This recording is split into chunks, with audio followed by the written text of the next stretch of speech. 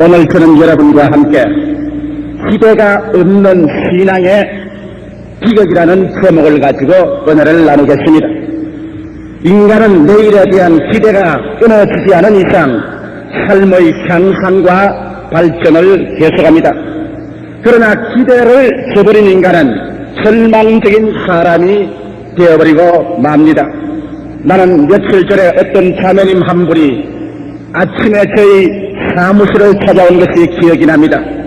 이 자매님은 저와 앉아서 잠시 동안 대화하는 동안에 그는 온통 얼굴 전체를 눈물로 덮었었습니다. 그러나는 말이 자기가 살아갈 아무런 세상의 소망도 없고 기대가 끊어졌다고 말하셨습니다. 이제 그가 갈 수 있는 길은 자살밖에 없는데 어떻게 죽느냐? 그것이 그에게는 유일한 하나의 질문이라고 말하셨습니다. 그에게는 세상적인 기대는 하나도 없이 다 지어버린 여자였었습니다. 저는 한 30분 동안 그 여자와 이야기하면서 왜 그는 그리스도 안에서 영원한 삶의 기대를 가질 수가 있는가? 거기에 대한 설명을 하고 해설을 하고 그 마음속에 소망의 문을 열어주고 난 다음 그를 위해서 기도하고 그 다음 일어서 나갈 때는 그는 죽겠다는 마음을 돌이켜 다시 살아보겠다는 새로운 각오로서 나가는 것을 보았었습니다. 성서 중에 다른 유다는 그리스도를 30에 판 후에 양심의 고통으로 삶의 기대를 잃어버리고 그는 자살해버리고 말았었습니다. 누가복음의 불신 중에 죽어 지옥에 내려간 부자에게는 일체의 기대가 거부된 영원한 절망 가운데서 불꽃 가운데 몸부림치는 것을 볼 수 있는 것입니다. 지옥은 다른 것이 아닙니다. 지옥은 여러분 소망이 없어지고 여러분의 기대가 영원히 거부된 장소인 것입니다. 그에게는 영원한 절망밖에는 없습니다. 이곳에서 몸부림치는 것이 불꽃 가운데 몸부림치는 것보다 더 괴롭고 고통스러운 것입니다. 그러나 성수는 절망에 처한 모든 인간에게 기대의 문을 열어주는 것입니다. 오늘 읽은 이 성경 말씀 가운데 당자의 비유 가운데 보면은 기대를 잃어버린 절망적인 상황 중에서도 창자라는 한 인간이 기대를 저버리지 않고 그 인생을 어떻게 다시 한번 재건해서 일어나는가, 그 면에 대해서 놀라운 대답을 우리에게 전해주고 있는 것입니다. 누가복음에 보면 이 창자의 비유가 한데 세 가지 인물이 나옵니다. 첫째는 맏아들, 두 번째는 둘째 아들, 세 번째는 아버지. 이와 같은 세 인물을 등장시켜서 우리 주 예수께서는 아름답게 극적으로 오늘 기대를 저버린 사람들의 절망과 기대를 가진 사람의 놀라운 축복에 관해서 우리에게 위대한 교훈을 주고 있는 것입니다. 오늘 이 아침 시간에 예배 참석한 여러분께서 이 누가복음의 교훈을 통하여 올바른 교훈을 배운다면은 여러분이 이 예배당을 떠나기 전에 마음속에 넘치는 소망과 기대를 가지게 될 것이요, 여러분의 생활은 진실로 성경에 기록한 말씀대로 영원히 잘됨같이 봉사에 잘됨에 강건하고 생명을 얻되 넘치기 없는 기적의 생활을 가질 수 있는 그 길이 열리게 되실 것입니다. 첫째로 누가복음 15장 25절로 32절까지 기록된 여기 맏아들에 관한 이야기를 살펴보시기 바랍니다. 창자의 비유를 읽은 사람마다 맏아들에 대한 칭찬은 자자한 것입니다. 그러나 저는 여러분과 함께 이 맏아들에 관하여 그 외면적인 모습과 그 내적인 참모습을 오늘 이 시간에 알아보고자 하는 것입니다. 이 맏아들의 외면적인 상황을 여러분 저와 함께 관찰해 보십시다. 성경은 말씀하기를 그는 소심스러운 아들로서 표현되는 것입니다. 그가 말하기를 여러 해 동안 내가 아버지를 섬겼다고 말한 것입니다. 둘째 아들이 나가 방탕하고 사랑하는 동안에 그 맏아들은 여러 해 동안 아버지를 섬기며 살아셨으니 그는 우리가 외면적으로 관찰할 때 틀림없이 소심스러운 아들이요 누구에게나 칭찬을 받을 수 있는 그러한 아들이었던 것입니다. 나아가서 또 그 아들은 성실한 아들이었으니 성경에 보니 내가 아버지의 명을 어김이 없었다고 말한 것입니다. 그런 자기의 기억속에 더듬어 보아도 아버지가 하라고 한 것을 고의적으로 반역하거나 거역한 것을 기억할 수가 없었습니다. 그러므로 착실하고 성실하기로 손꼽는 청년이었습니다. 또 나아가서 그런 부지런한 사람이었습니다. 이른 아침에 들에 나가면 밤이 늦도록 그런 들에서 일을 하고 돌아옵니다. 자기의 동생 탕자가 돌아왔을 때로 그런 밭에서 일을 하고 늦게야 땀과 먼지 추수이가 되어 돌아온 것을 보니 그런 부지런하여 밭에서 돌아오는 일꾼인 것입니다. 나아가서 그런 의불에 넘치는 의로운 사람이었습니다. 왜? 동생이 나가서 창기와 있는 최선을 다먹고 돌아오게 될 때 그는 성경에 말하기를 제가 노하여 집에 돌아가기를 원치 아니었다. 죄악에 대한 분노를 가진 의분의 사나이였습니다. 이러기 때문에 외면적으로 관찰하면 성경에 기록한 맏아들은 소성스러운 아들이요 성실한 아들이요 부지런한 아들이요 의분이 있는 아들이었습니다. 그러나 조금만 뒤로 물러서서 그 맏아들을 한번 내면적으로 살펴보십시다. 과연 내면적으로 보기에 이렇게 위대하고 훌륭한 아들 같은데도 불구하고 내면적으로 한 발짝 뒤로 물러가서 이 맏아들이 왜 하나님께 칭찬을 못 받았으며 아버지에게 칭찬을 못 받은 이유가 어디에 있는가? 소성스럽고 성실하고 부지런하고 의분에 넘치는 그러한 아들인데 무엇 때문에 아버지의 사랑을 받을 수 있는 그러한 처지에 있지 말하는가? 내적인 우리가 관찰을 점쳐보면 이 맏아들은 모든 좋은 점이 있음에도 불구하고 그런 율법주의자였습니다. 여러분 오늘날 또 하나님께서는 율법주의자를 미워하시는 것입니다. 이 맏아들의 말을 들어보면 아버지 앞에 나와서 그런 자기를 내세웠었습니다. 여러 해 동안 내가 아버지를 섬겨 명을 어기며 당신의 둘째 아들이 아버지의 재산을 가지고 창기와 먹어 불안방타하고 돌아오니 아버지는 그를 위하여 살찐 송아지를 잡고 잔치를 베풀었나이다.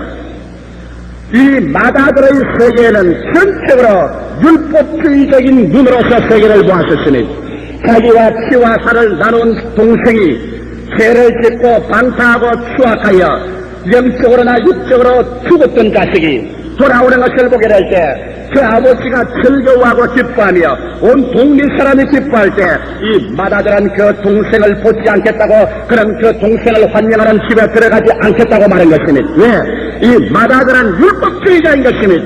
그에게는 율법이 꽉 들어차 있는 것입니다. 그의 입의 고백을 보십시오. 나는 아버지의 명을 어김없이 지켰다고 말한 것입니다. 그는 아버지와 그의 관계가 사랑과 신뢰의 관계가 아니라 명을 내리고 명령을 받아 지키는 율법적인 관계밖에 성립되지 아니했습니다. 아버지는 명령을 내리는 의미한 자요, 나는 명령을 받아서 지키는 자요. 아버지와 자식 사이의 관계, 사람과 사람 사이의 관계는 명령을 내리고 명령을 받는 율법적인 관계로밖에 보지 않았기 때문에 그런 동생이 돌아올 때 율법적으로 보아서 죄인이요 탕자임으로 말미암아 율법적으로 사정없이 그 동생을 난도죄를 챙겼으니 그는 자기를 내세우고 남을 진절하게 비평한 것입니다. 오늘 율법주의적인 여러분 세계는 그 사람이 아무리 조성스럽고 성실하고 부지런하고 이분에 넘치더라도 율법주의적인 세계는 파괴되고 맙니다. 한 가정에 같이 살더라도 남편이 율법주의자가 되고 아내는 명령만 받으면 남편은 언제나 아내 보고 호령만 하고 호통만 하고 아내는 남편의 명령만 받아서 한다면 그 부부의 관계는 사랑과 신뢰의 관계가 아니라 율법주의적인 관계로 말미암아 얼마 있지 않냐 깨어버리고 마는 것입니다. 오늘날 우리 한국의 부모와 자식의 사이가 왜 뜨겁지 못한지 압니까? 오랜 유교적인 전통생활을 통해서 언제나 아버지는 명령하는 자요, 언제나 자식은 명령에 순종하는 율법주의적인 관계를 맺은 것입니다. 그렇기 때문에 아버지와 자식 사이에 사랑과 신뢰의 관계가 아니라 명령을 내리고 명령을 접는 두려움의 관계에 처했기 때문에 자식들은 어찌하든지 이 아버지의 굴레를 벗어나려고 하고 부인은 어찌든지 남편의 굴레를 벗어나려고 하는 것입니다. 오늘날 세계는 여러분 율법적인 관계로서는 할 수 없습니다. 율법적인 관계는 언제나 자기를 두둔하고 자기를 위선자로 만들고 남의 죄악을 파헤치는 순결한 그러한 비평자가 되는 것입니다. 오늘날 여러분 한국이 우리 민족이 세계에서 우수한 민족이요 부지런하고 열심히 있고 소성스럽고 착실한 민족이지만은 오늘날 이 민족이 두 사람만 모이면 깨어지고 세 사람만 모이면 찢어지는 이유가 된지 압니까? 나는 내 가슴 속에 일본 금산 대사가 서울 김포공항을 떠날 때 한 말이 언제나 잊혀지지 않습니다. 그러나는 말이 한국 사람 한 사람과 일본 사람 한 사람을 떼어놓으면 일본 사람이 한국 사람에게 견디지 못한다. 절대로 한국 사람이 우수하다. 그러나 한국 사람 두 사람과 일본 사람 두 사람만 세워놓으면 한국 사람은 왜 저런지 일본 사람에게 패하고 만다. 그렇게 말했었습니다. 우리가 한국 사람 한 사람은 위대한 소양을 가졌었습니다. 조성스러운 자요, 성실한 자요, 부지런한 자요, 이분에 넘치는 자들이지만은 한국 사람 두 사람만 세워놓으면 서로 헐뜯고 물고 찢고 세 사람만 갖다 놓으면 난장판을 만들어버린 이유는 2조 500여 년 동안에 유교적인 교훈을 받았자 우리의 마음 가운데서 율법주의자로 만드는 것입니다. 언제나 율법을 통해서 보기 때문에 나는 명령을 내리는 나는 위선자가 되어서 명령이 되었다. 위선을 꾸미고 명령을 받는 사람에게는 조그마한 죄나 허물이 있으면 가차없이 균열이 그를 꾸짖습니다. 이러기 때문에 당파 싸움이 생기고 가정분열이 생기고 두세 사람만 모여도 서로 비난하고 공격하는 시에만 발달된 것입니다. 율법은 자기는 위선자를 만들고 남은 무섭게 물고 찢는 그러한 시에만 발전시키는 것이 율법인 것입니다. 이러므로 보십시오. 이 마다들은 그 성실하고 조성스럽고 부지런하고 이분에 넘치는 좋은 외면적인 성격이 있지만은 그런 율법자였었습니다. 그런 법으로서 모든 것을 다스립니다.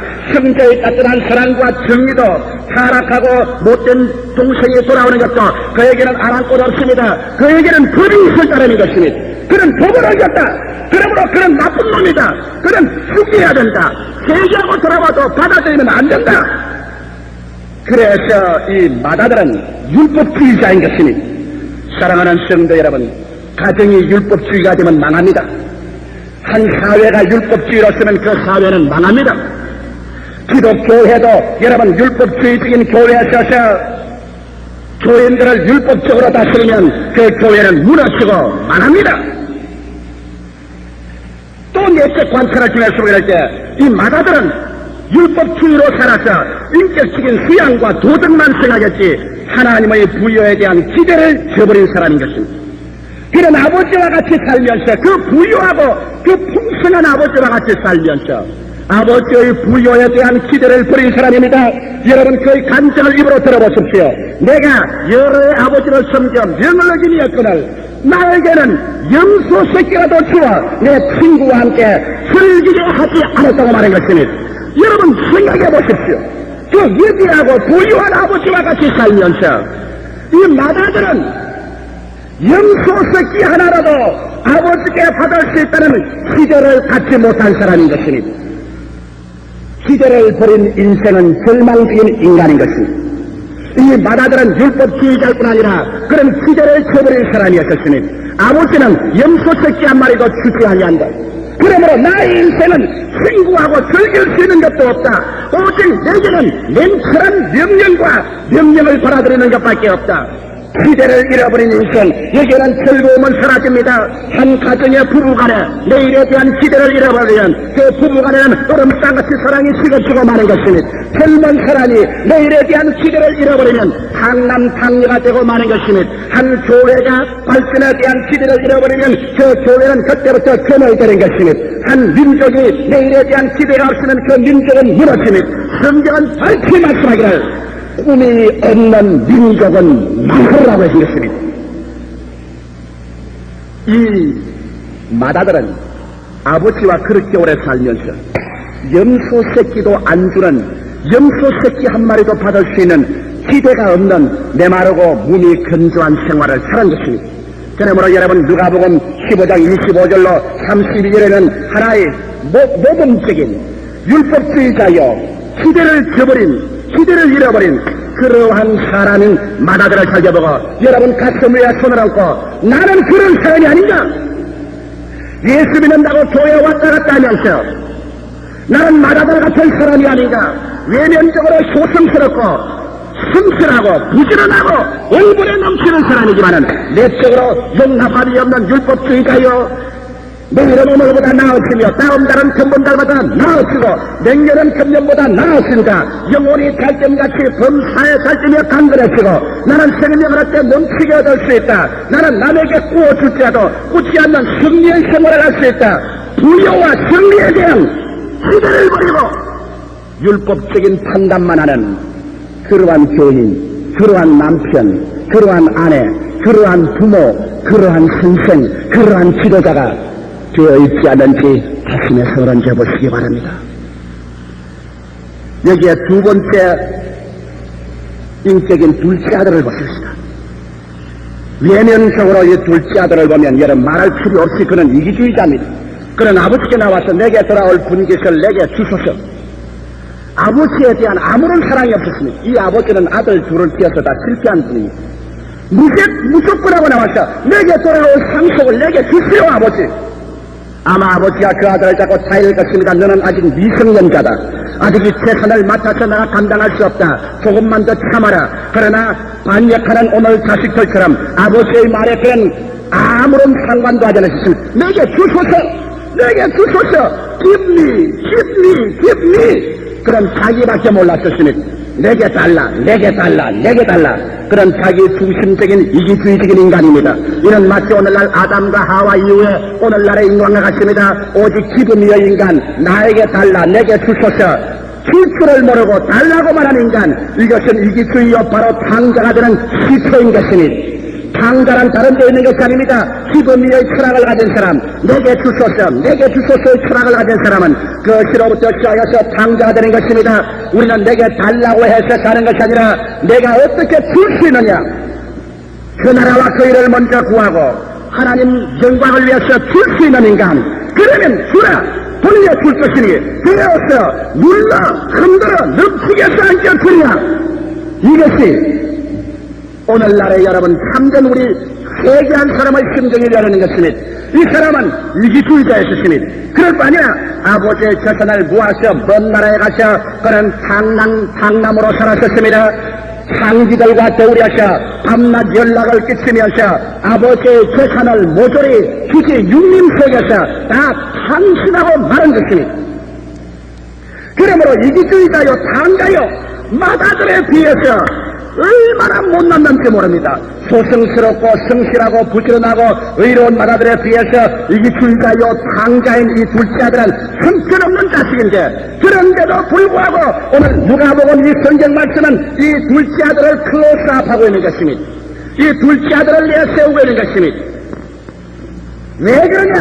이 둘째 아들의 내면적인 생활을 살펴보면 이 둘째 아들이 흐랑방탕하여 마음대로 탕진하고 살다가 그 나라에 크게 기근이 들매 비로소 먹을 것이 없어 가난하게 던지라. 그런 돼지 치는 집에 들어가서 돼지를 치는 일꾼이 되었다가 돼지 먹는 수염 열매도 못 얻어 먹어. 몸은 병들고 마음도 병들고 절망에 처하게 되자 그런 말이기를 아버지께로 돌아가자 회개하는 자였었습니다. 마다들보다 하나님께서 이 둘째 아들을 클로스업해서 이 둘째 아들을 내세우니 오는 여러분 그런 회개하는 사람 성경에 예수스로 돌이켜 가로되 내 아버지께로 돌아가자고 말한 것입니다. 오늘 하나님께서 찾는 것은 스스로 의로운 사람을 찾는 것이 아니라 회개하는 사람을 찾는 것입니다. 의로운 날이 하나도 없다고 말했습니다. 모든 사람이 죄를 범하였으니 하나님의 영광에 이를 자가 없습니다. 오늘 이 자리에서 여러분 나는 죄가 하나도 없는 사람이라고 담대하게 나와서 자기의 의를 나타낼 수 있는 사람이 누가 있으니 하나님이 찾는 사람은 비록 이기주의자가 되었고 비록 탕자가 되었지만은 회개하는 사람을 하나님이 찾습니다. 할렐루야. 성경은 말씀하기를 하나님께서 마음이 상한 자와 회개하는 자를 멸시하지 아니할 것이라고 말씀했습니다. 성경은 말씀하기를 여호와께서는 높은 보좌에 계시고 마음에 깨어지는 사람과 함께 거하시겠다고 하셨습니다. 이러기 때문에 예수께서 와서 제일 먼저 외친 말씀이 회개하라 메타노이아 돌이켜서라 외치신 것입니다. 이 탕자는 회개하는 사람이요. 우리가 성경, 구약 성경을 중에서 보게 될 때 사울도 위대한 임금이요, 다윗도 위대한 임금이었습니다. 죄로 말한다는 사울은 하나님을 거역한 죄 하나밖에 없지만 다윗은 살인죄에다가 간음죄에다가 교만죄에다가 사울보다 훨씬 많이 죄를 지었지만 하나님이 사울은 부르고 다윗은 택하여 만성킹자로 세운 것은 사울은 회개하지 아니하고 다윗은 회개하는 사람이었습니다. 하나님께서 다윗의 죄를 지휘할 때 그런 땅을 치고 통곡하며 회개하는 사람이었기 때문에 회개치 않은 사울은 버림받아도 회개하는 다윗은 하나님이 이렇게 세웠으며 신약 성경에 보면 다른 유다도 예수를 팔아먹었지만 베드로도 예수를 저주하고 예수를 모른다고 해서 그를 배반하는 것입니다. 예수를 배반한 죄는 다른 유다나 베드로나 조금도 서로 못할 것이 없습니다. 그러나 여기에 유다는 버림받고 베드로는 제가 말하는 것은 유다는 회개하지 않고 자살해버렸거니와 여기에 베드로는 밖에 나와 다구는 소리를 듣고 두 다리를 뻗고 통곡하며 회개했기 때문에 베드로는 다시 택함을 받아 수교자가 되었던 것입니다. 나는 오늘 이 시간에 여러분이 죄를 짓고 불의하고 수악하고 버림을 받아야 마땅함에도 불구하고 십자가의 보혈을 통하여 피 묻은 손을 내어 미루고 수고하고 무거운 짐진 자들아 다 내게로 오라.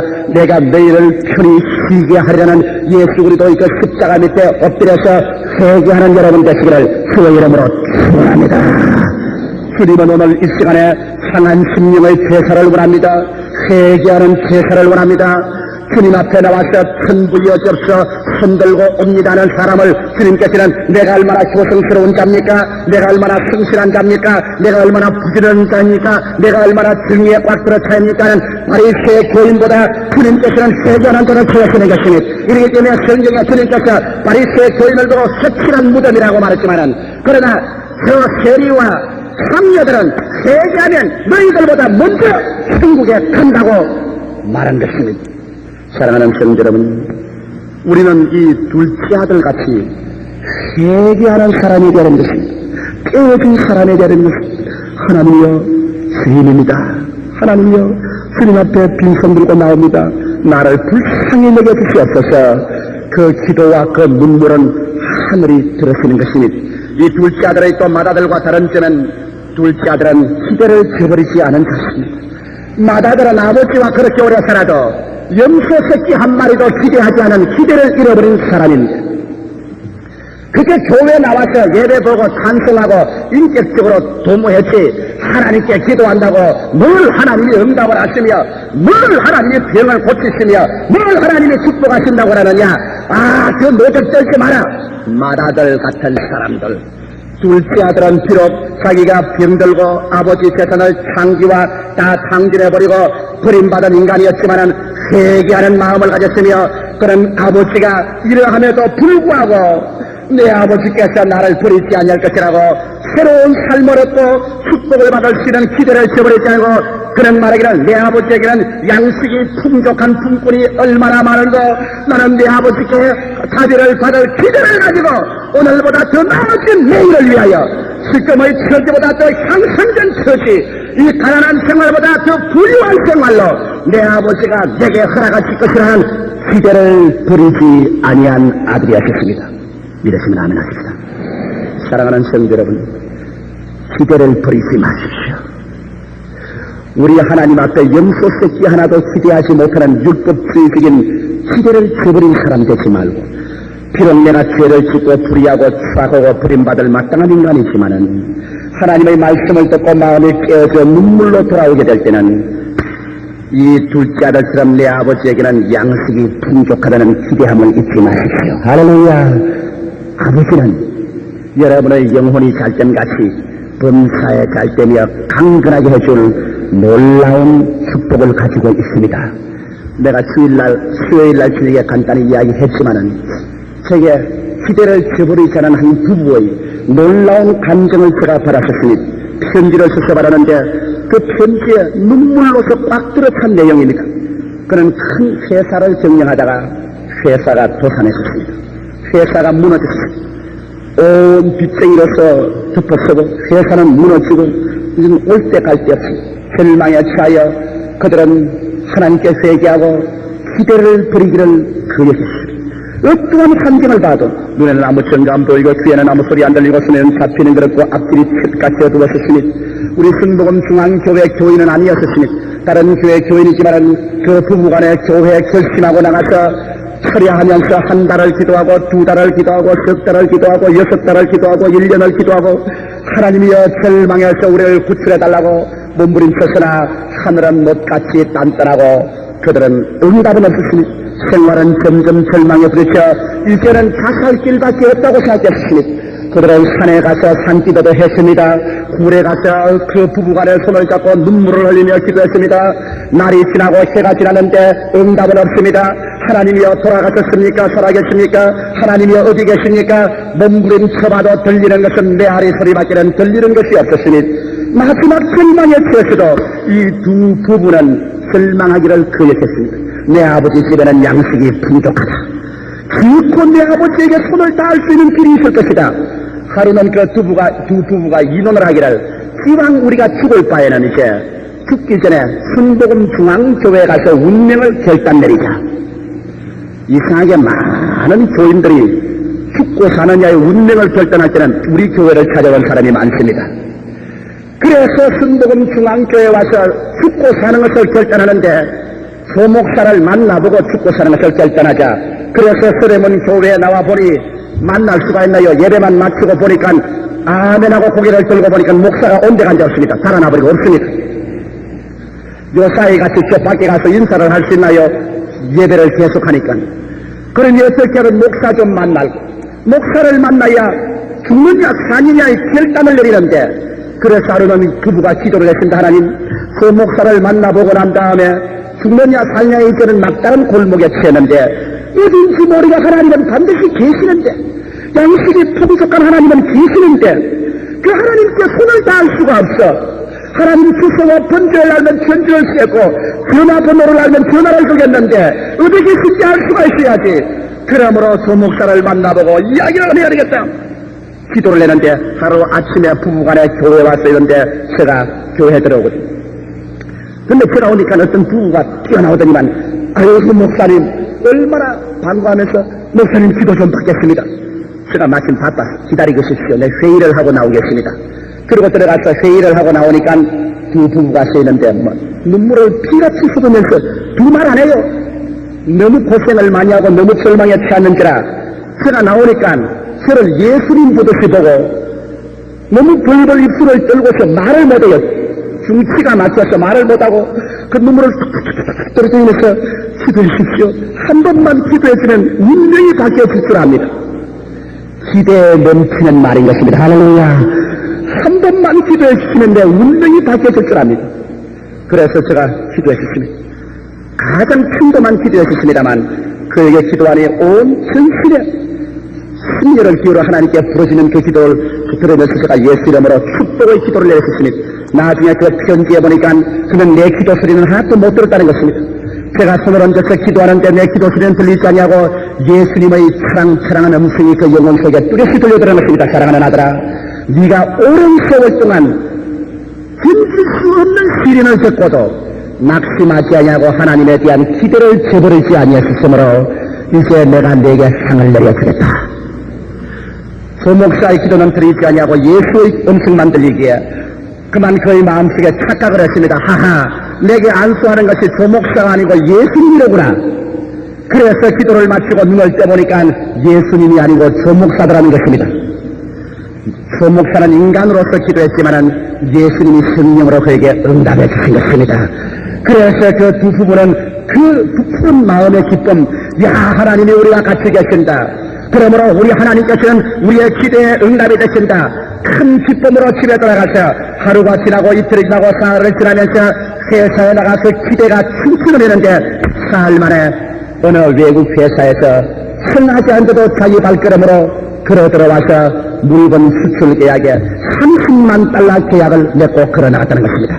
30만 달러 같으면 1억 2천만 원 계약을 맺고서 나감으로 말미암아 비로소 절망은 변하여 소망이 되고 눈물은 변하여 기쁨이 되고 죽음은 변하여 생명이 되고 그들의 약에 기대와 소망은 열려버리고 말았었으니 염소 새끼 한 마리도 안 주는 하나님이 아니라 그들이 기대할 때 기대를 갚아주는 하나님인 것을 알게 된 것이니 사랑하는 성도 여러분, 마다들은 윤리적으로 도덕적으로 흠이 없었지만은 그런 마음속에 기대가 없는 인생이므로 메마른 생활을 살았지만은 둘째 아들은 내면적으로 이기주의요 탐자였으나 회개하고 나올 때 하나님께서 내 아버지에게는 양식이 풍족하다는 기대를 버리지 아니하셨습니다.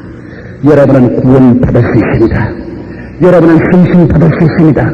여러분은 병고침을 받을 수가 있습니다. 여러분은 응답을 받을 수가 있습니다.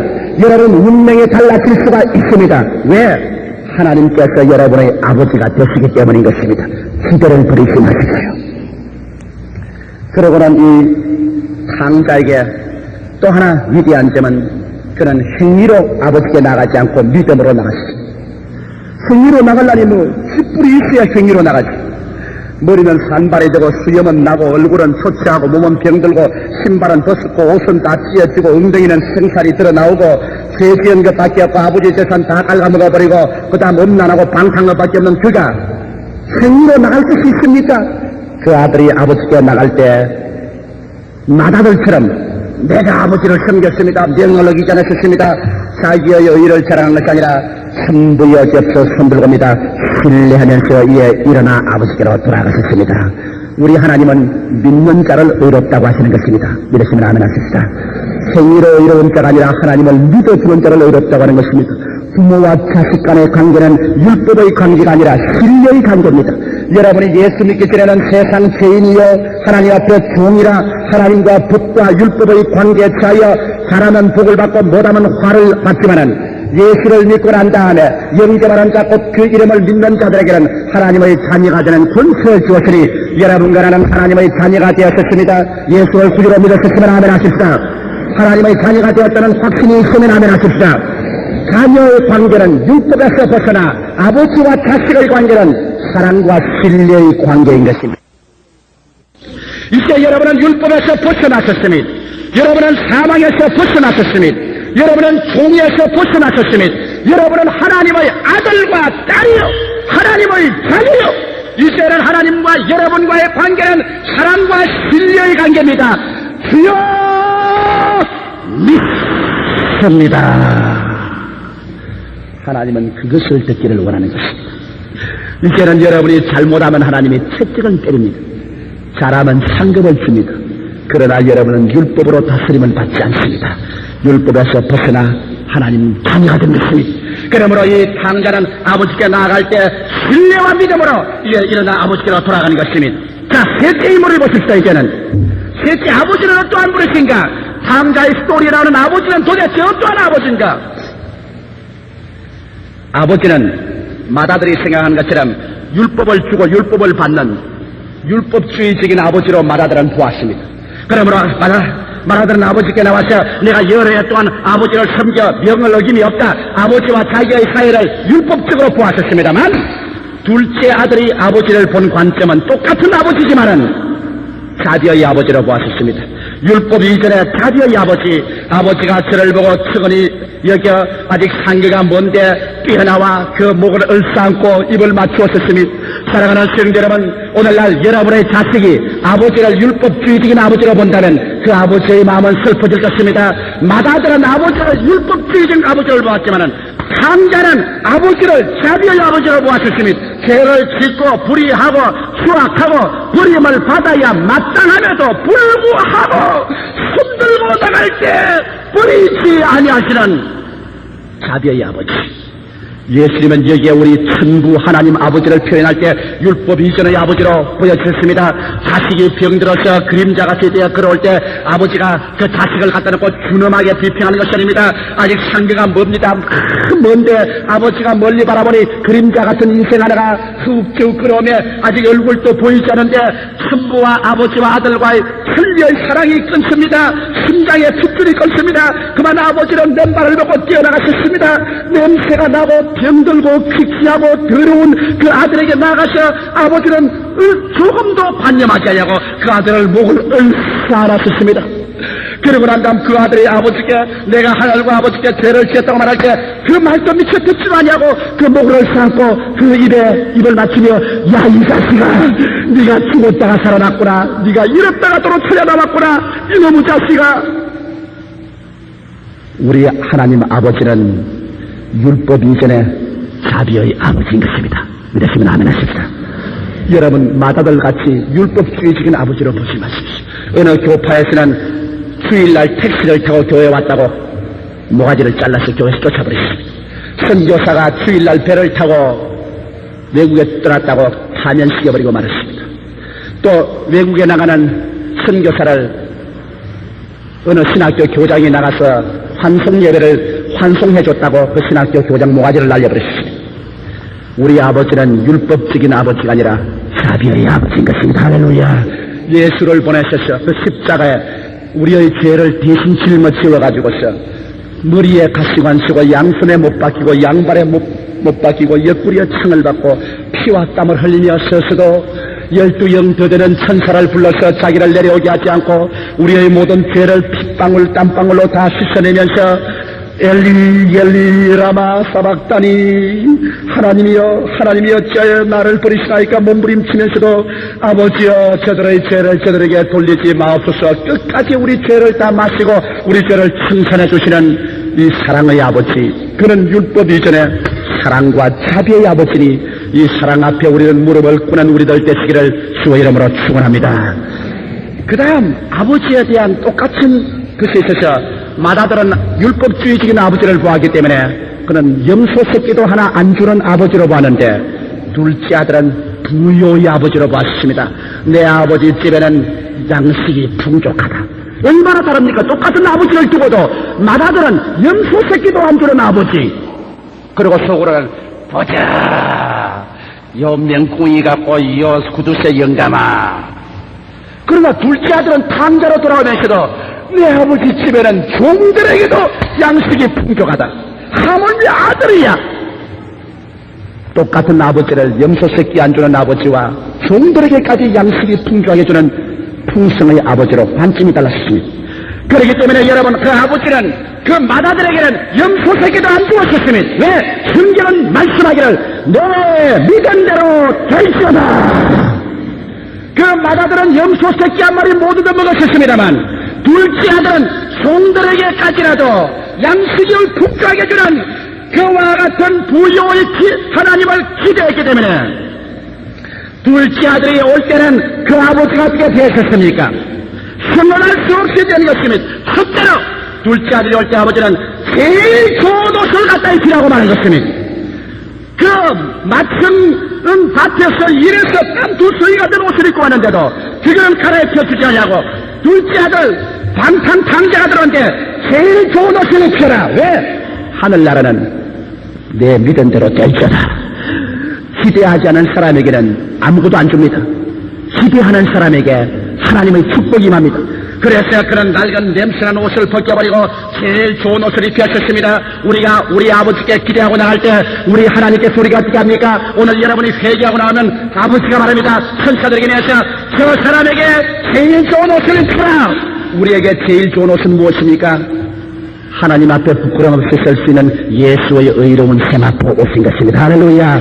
아담과 하와는 하나님께 죄짓고 더러운 자기 자체를 발각나고 빨가벗은 몸을 발견해서 무화과 나무 잎으로 옷을 입었지만은 햇빛이 비치면 말라버리고 햇빛이 비치면 말라버리고 아무래도 부끄러움을 가릴 수가 없었습니다. 그러나 오늘날 예수 앞에 나올 때 하나님 말씀합니다. 저들에게 제일 좋은 옷을 입히라. 죄를 다 용서하고 죄를 청산해버리라. 그 죄가 동일시 손이 멀기같이 옮겨버리라. 깊은 바다에 던져버리라. 그 죄를 기억도 하지 아니하리라. 그러므로 저들에게 하나님 앞에 부끄럼 없이 설 수 있으며 죄를 한 번도 안 지은 것처럼 청산해버리고 마귀를 이길 수 있는 새로운 옷, 나의 의로운 옷을 입히라. 기대하십니까? 예수를 믿는 분은 이 옷을 이미 받아 입은 사람들인 것입니다. 여러분은 의로운 옷을 선물로 받은 것입니다. 여러분 이것으로 말미암아 감격해야 될 것입니다. 둘째로 그 아버지는 말하기를 그 둘째 아들 보고 손에 가락지를 끼워라. 가락지는 아들 된 표상인 것입니다. 그냥 있어도 아들인데 그러나 가락지를 끼우면 아들 된 확증을 증가하는 것입니다. 저는 언제나 저희 결혼 반지를 끼고 다닙니다. 그 이유가 있습니다.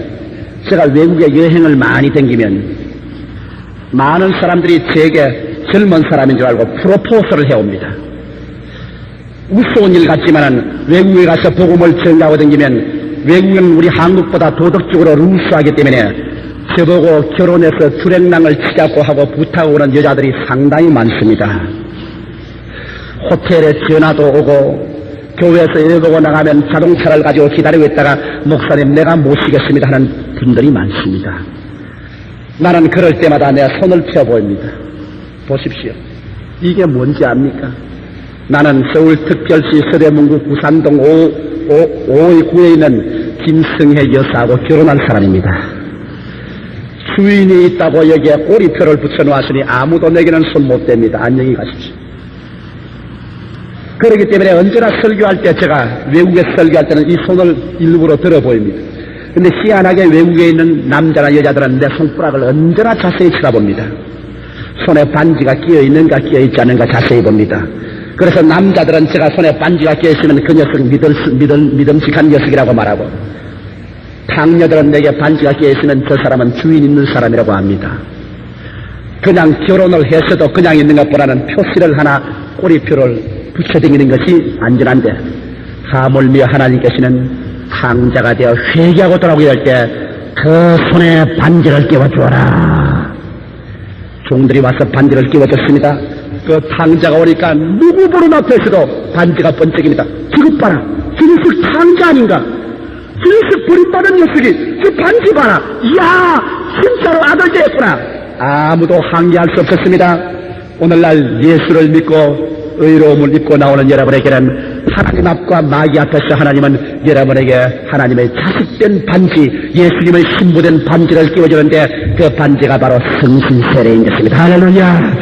성령의 세례를 주어서 성령이 말하게 하심을 따라 다른 방언으로 말하기 시작할 때 여러분은 반지를 하나 받아서 낀 것입니다. 반지를 끼워라. 이제는 하나님 천사도 마귀도 세상도 저 사람은 하나님의 아들된 성령을 주어라. 하나님은 이미 구원받은 여러분에게 구원받은 표식으로서 성령 세례를 지어 보증으로 인치시는 지환을 주시는 것입니다. 세 번째로 나아가서 그 아버지는 그 아들에게 말했습니다. 발에 신을 신겨라. 맨발을 벗고 와서 온 발이 터져서 발에 피투성이 된 그에게 발에 신을 신겨라. 신은 무엇입니까? 신은 여러분 발에 신을 신고 가면 가시밭과 돌장학밭을 편안하게 갈 수 있는 것입니다. 인생의 살이가 가시밭 돌장할 길이 아니고 무엇입니까? 인생을 살아가는 것이니 무엇을 먹을까, 무엇을 입을까, 무엇을 마실까, 사는 생활 전체가 가시밭과 돌장할 길이요. 이 길을 걸어가자니 가시에 찔리고 엉겁기에 찔리고 돌에 태이고 피투성이가 되는 우리에게 오늘 예수 믿고 나올 때 하나님 말합니다. 저희 발에 신을 신겨라. 에베소서 6장 15절에 보면 평안의 복음을 예비한 것으로 신을 신으라고 말한 것입니다. 오늘날 우리 하나님께서는 예수 믿고 구원받은 사람들에게는 주께서 예비한 믿음의 신을 신게 하셔 하나님의 축복으로 살기를 원하시는 것입니다.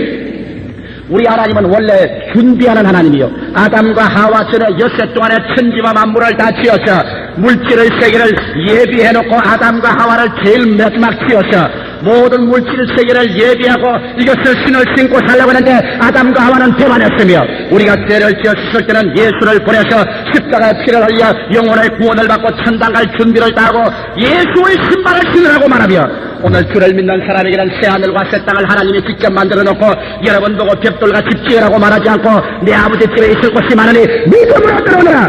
오늘날 여러분의 신발은 바로 믿음의 신발인 것입니다. 믿으시면 아멘 하십시다. 이렇기 때문에 성경은 말씀하기를 나의 의인은 생미로 말미암아 살리라 안 했었습니다. 나의 의인은 극정함으로 살리라고 하지 않았었습니다. 나의 의인은 이마에 땀을 흘리고 살리라고 말하지 않았었습니다. 성경은 말씀하기를 나의 의인은 믿음으로 말미암아 살리라. 오늘날 여러분께서 믿음으로 천국 가는 것만 아니라 믿음으로 여러분께서 무엇을 먹을까, 무엇을 입을까, 무엇을 마실까가 해결되며 믿음으로 새하늘과 새 땅에 들어갑니다. 우리 하나님께서는 오늘 또 기대를 버리지 않은 여러분을 향하여 발에 신을 신겨라. 이 사람아, 네 인간의 수단과 방법과 인간의 힘으로 맨발 벗고 뛴 결과에 뭘 얻었나? 피투성이 안 되었느냐? 보아라. 마음에도 피투성이, 가정에도 피투성이, 생활에도 피투성이 찢기고 쓰라리 너희 발에 행위, 바른 행위를 말합니다. 너희 행위가 피투성이가 됐잖느냐? 신발을 신으라. 이제는 내가 예비한 말씀을 믿고 기대를 걸고 기적을 기대하라. 신발을 신으라. 내가 예비한 평안의 복음의 신발을 신으라. 신발을 신으십시오. 오늘부터 믿음으로 사십시오. 네 번째로 그 아버지는 기대하는 아들에게 말했습니다. 살찐 송아지를 잡아라! 먹고 즐기자! 하나님이 원하는 여러분의 생활은 살찐 송아지를 잡아서 마음의 만족과 기쁨을 가지고 사는 생활을 원합니다. 기독교 신앙이란 여러분 만족과 기쁨입니다. 기독교 신앙생활은 항상 울고 침울하고 절망에 찬 것이 아닙니다. 기독교 신앙생활은 살찐 송아지를 잡은 신앙입니다. 율법주의자들에게는 살찐 송아지가 없습니다. 율법주의자들에게는 염소 새끼 한 마리도 없습니다. 그러나 회개하고 기대를 저버리지 아니하고 믿음으로 나오는 자에게는 아버지께서 오늘 또 말씀합니다. 살찐 송아지를 잡아라! 그래서 우리가 먹고 즐기자. 여러분, 우리가 특별히 하나님의 섭리가 있어서 환난과 시험을 통하기 전에는 오늘날 평안의 시대에 살 때는 여러분의 영혼 속에 살찐 송아지를, 여러분의 생활 속에 살찐 송아지를 잡게 하셔서 여러분께서 즐거움을 가지고 얼굴에 광채를, 입에는 노래를 가지고 사는 신앙생활하기를 원하시는 것입니다.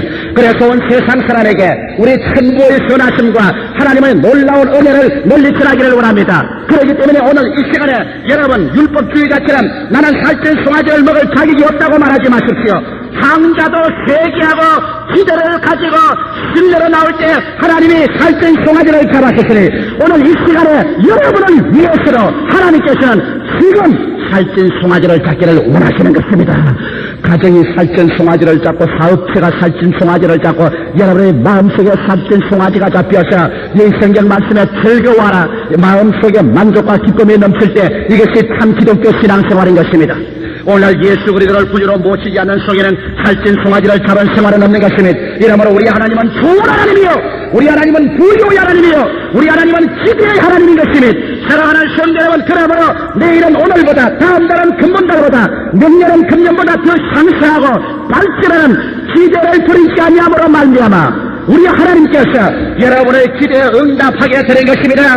마다들에게는 좋은 옷이 없이 때 묻은 옷이 없고 마다들에게는 일을 해도 손에 가락지가 없었으며 바른 맨발 벗고 흙두성이가 되었었으며 그에게는 살찐 송아지가 없어 염소 새끼도 없었습니다. 아버지와 여러 아버지를 섬겨 명을 어김이 없었거늘 왜 그렇게 되었느냐? 율법주의자와 하나님의 부여에 대한 기대를 저버린 자에게는 하나님과 같이 교회에 왔다 갔다 해도 이런 것이 없습니다. 그러나 오늘 이 시간에 나는 여러분에게 부탁합니다. 여러분께서는 회개하십시오. 하나님께 내일을 더 큰 마음으로 기대하십시오.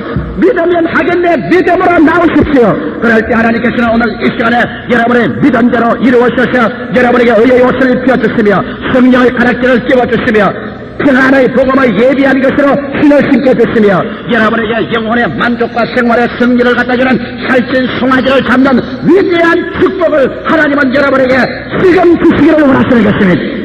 하나님은 과거의 하나님이 아닙니다. 하나님은 명년의 하나님이 아닙니다. 하나님은 예수 그리스도는 어제나 오늘이나 영원토록 동일하지 아니라 그는 여기에 계십니다. 그 하나님은 여러분과 지금 그 자리에 계십니다. 우리 하나님은 여러분과 지금 이 한자리에 계십니다. 지금 예루살렘 성전에서 텔레비를 보고 있는 여러분하고도 하나님이 지금 같이 계십니다. 하나님은 이 자리에 여러분과 같이 계십니다. 그는 지금 송아지를 잡기를 원합니다. 온 이웃 사람이 다 보게요. 이야, 저 집에 경사 났구나. 이야, 저 예수 믿는 사람 집에 경사 났구나. 똑같은 아버지 밑에 있는 두 자식이 하나들은 염소 새끼 한 마리도 누리지 못하는데 다른 아들은 온갖 부요를 다 체험했습니다. 무엇이 다릅니까? 아버지를 보는 눈과 기대가 달랐던 것입니다. 우리는 다 같이 하늘 아버지의 설화에 지금 앉아 있습니다. 똑같은 하나님 아버지의 자식이요. 우리의 현실의 생활은 무엇이 다르게 합니까? 여러분이 하나님을 율법적인 눈으로 보느냐, 자비의 눈으로 보느냐? 여러분의 아버지는 염소 새끼도 안 주는 기대 없는 하나님으로 보느냐? 살찐 송아지를 잡고 흰옷을 입히고 가락지를 끼우고 팔에 신발을 씻겨주는 부요의 하나님으로 기대하느냐? 이것이 여러분의 운명을 변화시키는 것입니다. 여러분, 탕자의 비유에 세 가지 인물을 잊지 마십시오. 맏아들, 둘째 아들, 아버지. 이것을 어떻게 봅니까? 여러분 맏아들입니까? 둘째 아들에 속합니까? 여러분은 아버지를 어떻게 봅니까? 율법주의 지금 명령을 주고 명령만 받는 아버지입니까? 사랑과 신령의 하나님인 것입니까? 여러분 아버지를 어떻게 봅니까? 염소 새끼도 안 주는 깍쟁이니까? 여러분을 위해서 살찐 송아지를 잡는 기대에 넘치는 하나님인 것입니까? 여러분은 기대를 저버린 신앙의 비극에 떨어지지 마시고 기대를 항상 넘치게 가지는 여러분 되시기를 주의 이름으로 축원합니다. 다같이 고개 숙이십시오. 한 사람도 움직이지 말아주십시오.